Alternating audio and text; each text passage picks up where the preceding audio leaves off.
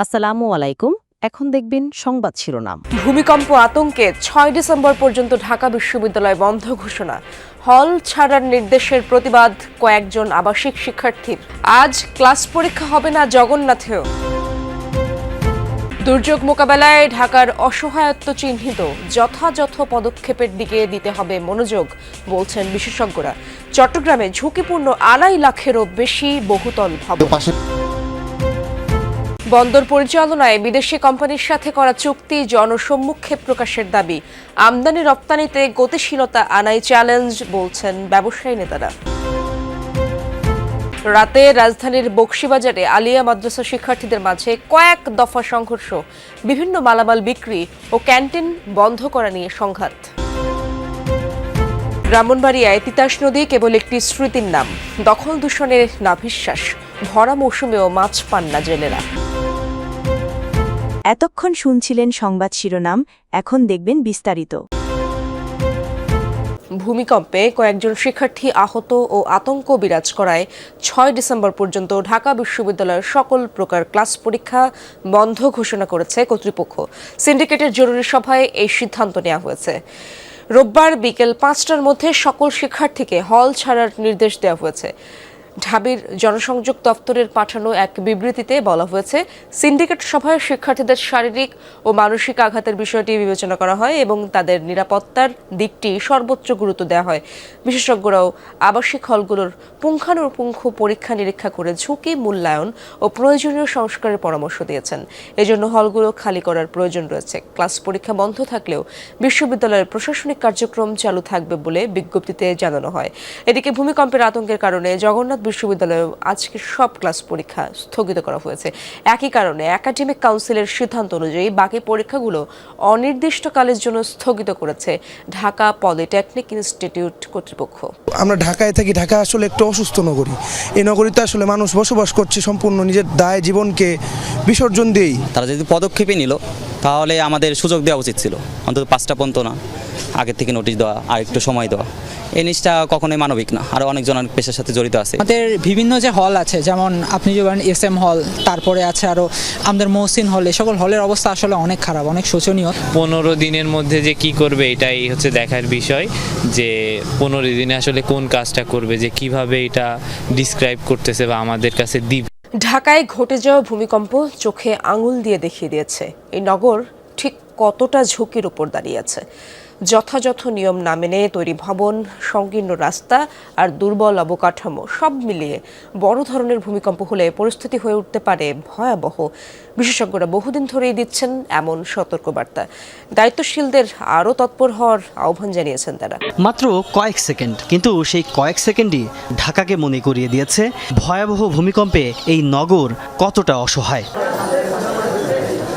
যে ভূমিকম্প অনুভূত হয়েছে তার উৎপত্তিস্থল ছিল ঢাকার খুব কাছেই, ফলে মাত্র কয়েকটি ঝাঁকুনিতেই আতঙ্ক ছড়িয়ে পড়ে সারা শহরে। শুক্রবারের ধাক্কায় মেট্রো রেলের অন্তত 6টি স্টেশনে বিভিন্ন জায়গায় মিলেছে ফাটলের দেখা। ভূমিকম্প ঝুঁকিতে চট্টগ্রাম মহানগরীর ২.৫ লাখেরও বেশি বহুতল ভবন। উচ্চমাত্রার ভূমিকম্প হলে বড় বিপর্যয় হতে পারে বলে শঙ্কা বিশেষজ্ঞদের। দুর্যোগ মোকাবেলার প্রস্তুতি নেই চট্টগ্রাম উন্নয়ন কর্তৃপক্ষ, CDA, city corporation, fire service সহ কোনো সংস্থার। এমনকি অতি ঝুঁকিপূর্ণ ভবন অপসারণেও নেই কোনো উদ্যোগ। চট্টগ্রামের মনসুরাবাদ DT রোডে স্টার বিল্ডিং নামে 6তলা ভবনটি আগে থেকেই কিছুটা হেলে পড়া। শুক্রবারের ভূমিকম্পে আরও হেলে এখন চরম ঝুঁকিপূর্ণ অবস্থায়। ভবনে বসবাসরতরা এবং পাশের প্রতিবেশীরা আছেন আতঙ্কে। রাস্তা আছে, পাশে বিল্ডিং আছে, এখন সব দিক দিয়ে মিলাই এটা আসলে একটু ঝুঁকিপূর্ণ হয়ে গেছে। আতঙ্ক বিরাজ করতেছে, যে কোনো মুহূর্তে একটা বড় একটা দুর্ঘটনার কারণ হতে পারে, অনেক জানমালের ক্ষতি হতে পারে। একটা বিল্ডিং যদি স্বাভাবিক হেলে পড়ে সবাই তো একটু আতঙ্কে থাকে। অনেক বড় ধরনের দুর্ঘটনা হয়ে যেতে পারে এবং অনেক প্রাণহানিরও হতে পারে। মূলত মিয়ানমারের টেকটনিক প্লেটের 1.5 থেকে 200 কিলোমিটারের মধ্যে চট্টগ্রামের অবস্থান, ফলে এই অঞ্চলে ভূমিকম্পে ক্ষয়ক্ষতির ঝুঁকিও বেশি।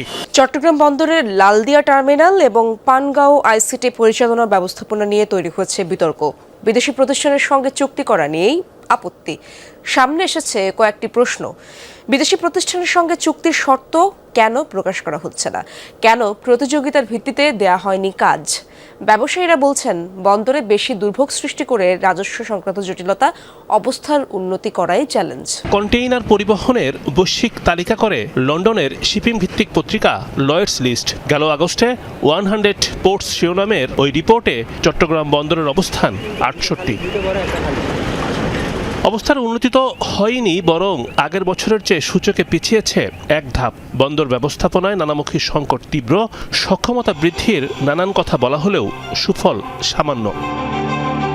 এমন অবস্থায় বন্দর ব্যবস্থাপনায় বিদেশি প্রতিষ্ঠানেই আস্থা পেয়েছে অন্তর্বর্তী সরকার। তাই দ্রুততায় 33 বছরের জন্য চট্টগ্রাম বন্দরের লালদিয়া টার্মিনাল নির্মাণ ও ব্যবস্থাপনার দায়িত্ব ডেনমার্ক ভিত্তিক প্রতিষ্ঠান এপিএম টার্মিনালসকে দিয়েছে সরকার। বিনিয়োগ হবে প্রায় 7,000 কোটি টাকা, সক্ষমতা বাড়বে 40%।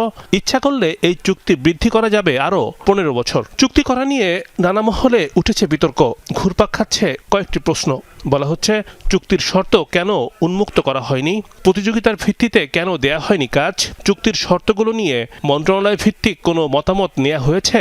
জমি অধিগ্রহণ হবে কোন প্রক্রিয়ায়? টার্মিনাল তৈরি করে পরিচালনার দায়িত্ব কি ধীরে ধীরে দেশীয় প্রতিষ্ঠানের হাতে তুলে দেওয়া হবে? প্রশ্ন তোলা হয়, 4 মাস পর নির্বাচন, সংসদে কেন এমন সিদ্ধান্ত নেওয়া হলো না? রাজধানীর বকশীবাজারের আলিয়া মাদ্রাসার শিক্ষার্থীদের মাঝে কয়েক দফা সংঘর্ষের ঘটনা ঘটেছে। মাদ্রাসা সংলগ্ন অস্থায়ী আদালতের বিভিন্ন মালামাল হলে নিয়ে আসা এবং মাদ্রাসার ক্যান্টিন বন্ধ করাকে কেন্দ্র করে মারামারি এই ঘটনা বলে জানায় সব শিক্ষার্থীরা। গভীর রাত পর্যন্ত উত্তেজনা বিরাজ করে আলিয়া মাদ্রাসা ও হল এলাকায়। মালামাল বিক্রির এই ঘটনায় ছাত্রলীগের কর্মীরা জড়িত বলে অভিযোগ ছাত্রদল ও ছাত্র শিবিরের। এই ঘটনায় আলিয়া মাদ্রাসার সামনে অবস্থান নেয় শিক্ষার্থীদের একাংশ। হলে অবরুদ্ধ আছেন একাধিক শিক্ষার্থী, এমন অভিযোগও করে শিক্ষার্থীদের আরেকটি পক্ষ। পরে পুলিশ ও সেনাবাহিনীর সদস্যরা এসে পরিস্থিতি নিয়ন্ত্রণে আনেন। 3টা দাবি করি যে আমাদের হচ্ছে এই ক্যান্টিন বন্ধ করে দেওয়া হলো নোটিশ ছাড়া কেন, এই একটা কারণ। আর একটা কারণ হচ্ছে এখানে অনুমতি ছাড়া রাস্তা অবরোধ করে রেখে গান বাজনা বাজানো হচ্ছে। আর সেকেন্ড, আমাদের যে কারা অধিদপ্তরের যে টিন এবং হচ্ছে লোহা যে চুরি করা হচ্ছে, এটার দায়ভার আমরা নেব কেন? চাঁদাবাজির ব্যাপার স্যাপার আছে এখানে। সাবেক যারা ছাত্রলীগ ছিল, যারা অপকর্মের সাথে বেশি জড়িত ছিল, তারা হচ্ছে মানে বের হয়ে গেছে। আর তাদের প্রেতাত্মারা যারা ছিল, এরা হচ্ছে ভিতরে মানে 5 তারিখের পর থেকে এরা হলে থাকে এবং বিভিন্ন সময় আছে আমাদের এখানে পার্শ্ববর্তী বোর্ডে গিয়ে ওনারা চাঁদাবাজি করে। ব্রাহ্মণবাড়িয়া জেলার প্রধান নদী তিতাস একসময় দেশীয় মাছে ভরপুর ছিল মিঠা পানির এই নদী। তবে এখন ভরা মৌসুমেও জেলেদের জালে হাহাকার। পাল্টেছে জীবনযাত্রা। দখল, দূষণ আর নিষিদ্ধ জালের ব্যবহারে হারিয়ে যেতে বসেছে অসংখ্য প্রজাতির মাছ। প্রতিবেশী দেশ থেকেও বয়ে আসছে দূষিত পানি।